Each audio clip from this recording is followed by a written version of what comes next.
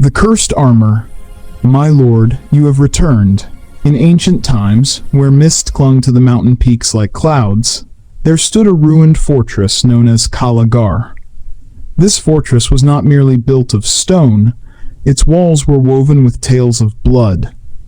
People said its owner, King Viraj, was a tyrannical ruler who buried his enemies alive. But his death was a mystery.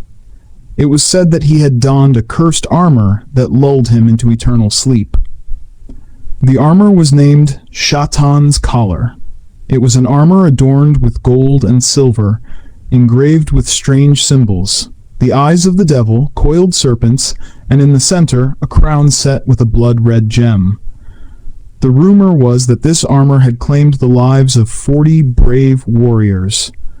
Whoever wore it, their soul fell into its grasp, and they either went mad or turned their swords on their own comrades in the battlefield. The last warrior, a famous warlord, had set his palace ablaze after wearing it and burned himself alive. Now, 500 years later, the fortress's walls still stood, but its treasures had been looted, except for this armor. No one could even touch it. The walls bore the inscription, "Whoever wears me shall become the slave of the devil."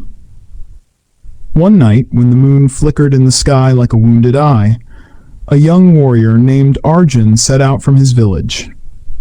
Arjun was the son of an ordinary farmer, but his eyes held a strange hunger for fame, power, and revenge. His village, located near Kalagar, had been shackled by poverty and fear for years. Every autumn, when icy winds descended from the mountains, people died of starvation. Arjun's father, an old farmer, had said before dying, "Son, there's treasure hidden in Kalagar. If you claim it, our village will be saved." But instead of treasure, the rumors spoke of the armor, the one that brought death. Arjun thought, if this armor is so powerful, perhaps I can control it. Alone, with a torch and an old sword, he headed toward the fortress. Along the way, the forest branches brushed his face, as if the fingers of the dead were trying to stop him. There was a strange rustle in the air, like an old secret being whispered. The fortress's heavy gates stood ajar, like an invitation from death. When Arjun stepped inside, the torchlight reflected back at him, blood stains on the walls that seemed fresh even after centuries. He climbed the stairs, dust rising with every step, and in his memories, his father's dying gasp echoed, "Take revenge, son, from those tyrants." His father's death was caused by a Nawab who had seized the village's land. Arjun thought that if he became powerful, he would eliminate the Nawab. Finally, he reached the treasure chamber, a vast hall where, in the center, the armor hung on a pillar. Its shine was so intense that Arjun's eyes watered. The armor seemed alive, its plates quivering slightly, as if breathing. Arjun reached out, and as soon as he touched the armor, a chill raced through his veins. "What is this?" he thought, but his fingers stuck to it. He couldn't remove it. The armor began to climb onto his body on its own, like a serpent's skin. Each plate that touched his skin sent a wave of pain, but with it came a strange pleasure. And then, in the silence, the armor spoke. Its voice echoed in Arjun's ears like a metal bell tolling, but the words were soft and enchanting. "My lord, you have returned." Arjun was stunned. He looked around frantically, but there was no one. It was the armor's voice, the voice of its spirit. Who am I?" Arjun stammered. The armor laughed, a cold laugh that spread through the air. "You are King Viraj, my master. This body is merely a mask. You have come back to reclaim your kingdom." A storm erupted in Arjun's memories. He began to see ancient battles, rivers of blood, the screams of enemies. He was King Viraj, who 500 years ago had pledged himself to the devil by donning this armor. The devil had made him invincible, but in return, it demanded his soul. Viraj had rebelled, removed the armor, and met his death. Now the armor's spirit had claimed Arjun as its own. Viraj, was one now. Redness flooded his eyes, and he raised his sword. The fortress walls trembled as if clapping in joy. By morning, Arjun had left the fortress. His body was now encased in the armor, which gleamed with every movement. The villagers saw him and were terrified. "Arjun, what have you worn?" an old man asked. Arjun smiled, but his smile reflected Viraj's cruelty. "This is power, father. Now our revenge will be taken." He marched straight to the Nawab's palace. Along the way, people watched him, and the armor's voice whispered in their ears, "Flee. This is death." But Arjun couldn't stop. Reaching the palace gates, he swung his sword. The guards tried to flee, but with the armor's power, every strike from Arjun was like lightning. One guard hurled a spear, which bounced off the armor and returned to him. Arjun laughed. No one can stop Shaitan's collar. The Nawab's court emptied. Everyone fled. The Nawab, a fat, trembling man, sat quaking on his throne. "Arjun, what do you want?" he asked. Arjun advanced, the armor's plates jingling. "Your lands, your kingdom, and your life." The Nawab screamed, but Arjun's sword fell on his throat. A stream of blood flowed, and the armor drank it, like a thirsty beast. Now Arjun, Viraj, returned to the village. The people saw him and erupted in cheers, for news of the Nawab's death had spread. "Our hero!" they cried. Arjun looked at them, and the armor's voice echoed in his mind. "Use them, my king. Build an army, expand the empire." Arjun announced, "Now we will build an empire. Whoever joins me will get treasures." Many from the village picked up arms. They advanced toward another village in the mountains, ruled by another tyrant chieftain. On the way, the armor continued to give Arjun power. Nights brought dreams of ancient battles where Viraj had slaughtered thousands. In the morning, his eyes held those same blood-soaked visions.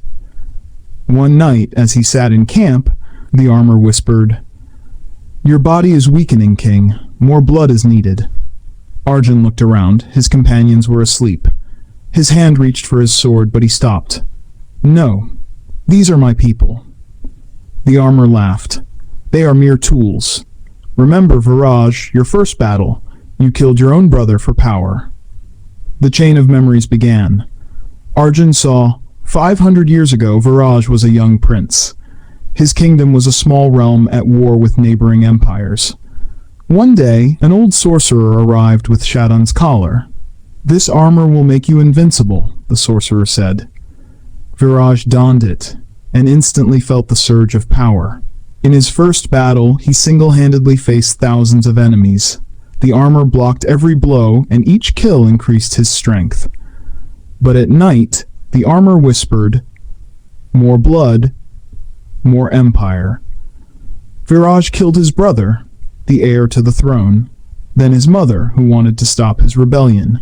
The empire expanded, but Viraj's soul shrank. Finally, when the devil demanded his entire soul, Viraj rebelled. He removed the armor, but the armor killed him, trapping his soul in the fortress. Now, in Arjun's body, Viraj had returned. The attack on the second village happened. Arjun's army, enchanted by the armor's power, fought like ghosts. The chieftain tried to flee, but Arjun caught him. "Your kingdom is mine," he said, and swung his sword. Blood flowed, and the armor was satisfied. Now, the empire of these two villages was formed. Arjun began building a palace, restoring Kalagar. People started calling him king. But at night, when alone, the armor's whispers grew. "This is not enough. Conquer the neighboring king." Arjun tried to resist, but the armor twisted his memories. He thought, "This is my will." One day he met a girl, a young woman from the village named Maya. Maya's eyes held innocence that reminded Arjun of his old self. He brought her to the palace, and for the first time the armor fell silent. "She is a weakness, king," the armor said later. "Remove her." Arjun married Maya, and for a few days there was peace. Maya told him, "Arjun, this armor is changing you. Take it off." Arjun laughed. "This is my power, my love." But the armor's hunger grew. The neighboring king, named King Dharam, was a just ruler. He had heard the rumors of the armor and decided to stop Arjun. Dharam's army was large, thousands of warriors. Arjun prepared his forces and entered the battlefield. The armor was now enchanted. Today will be your first great victory, Viraj. The battle began. Arjun advanced alone, toppling countless enemies with the armor's power.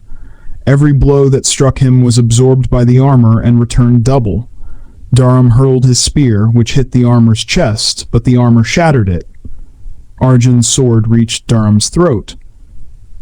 "Your empire ends," he said.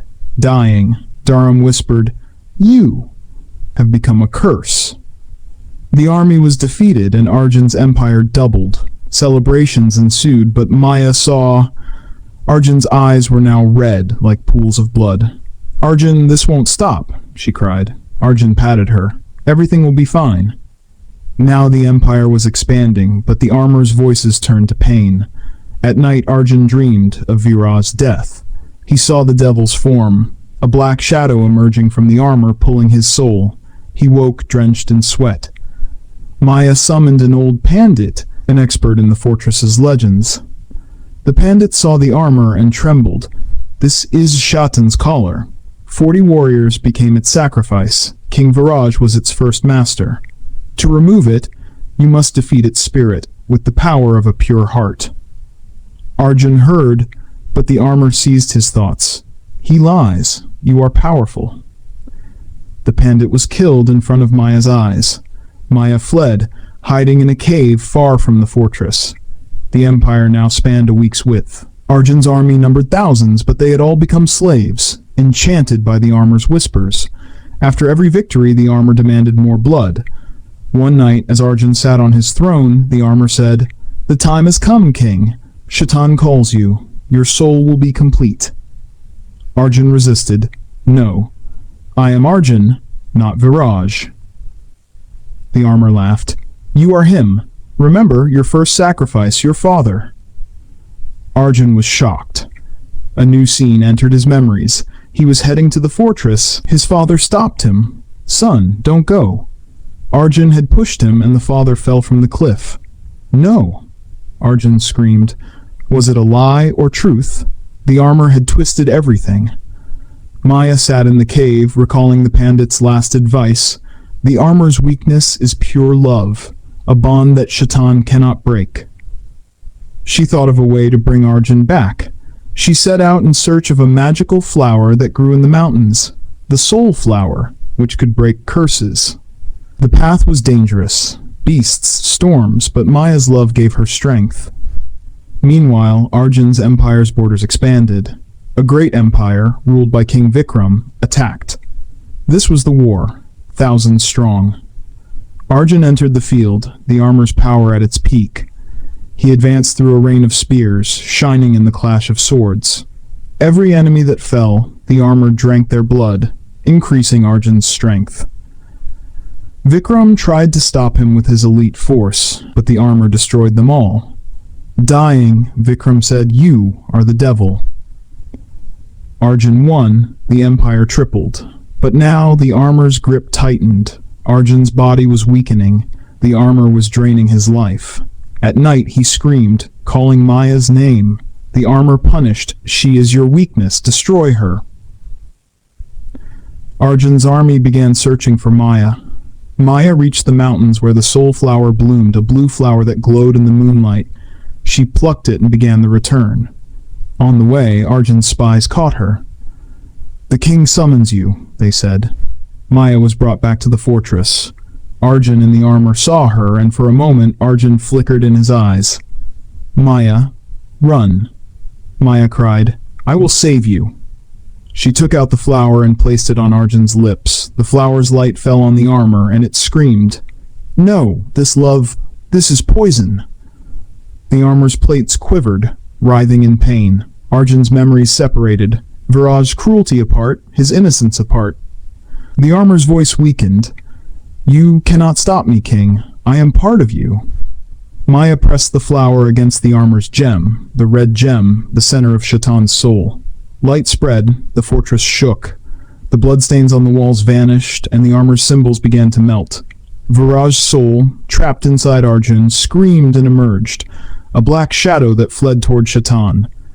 The armor fell, empty, a lifeless piece of metal. Arjun collapsed into Maya's lap. I've come back, he gasped. The Empire trembled. The warriors awoke as if from a dream. They fled, the fortress emptied. Maya tended to Arjun, and they returned to the village. Years passed. Arjun abandoned the Empire, settling in a small village where there was peace. The armor was buried in the fortress, with a new inscription on the walls: "Love breaks the curse."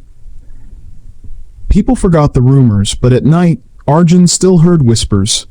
But now they were Maya's voice. "I am always with you." And he smiled, knowing that love, not power, was the true legacy.